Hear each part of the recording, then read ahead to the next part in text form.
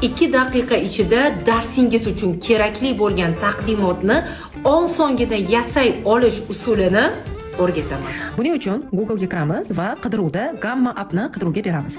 Gamma appga kirib, mana bu yerdagi tugmani bosamiz va sgenerirovat tugmasini bosib, 10 ta taqdimot bo'ladigan taqdimot yasash uchun topshiriq beramiz va o'zbek tilini tanlaymiz. Keling, biologiyadagi nafas olish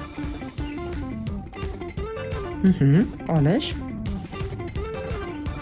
tizimi. Va mana shu mavzu bo'yicha bizga 10 ta nafas olish tizimi bo'yicha taqdimotni beradi va davom ettirish deb biz rang tanlasak bo'ladi. Bu yerda turli xil ranglar bor va sgenerirovat tugmasini bosamiz. So'ngra bizga aynan nafas olish tizimi bo'yicha taqdimotlarni chiqarib beradi.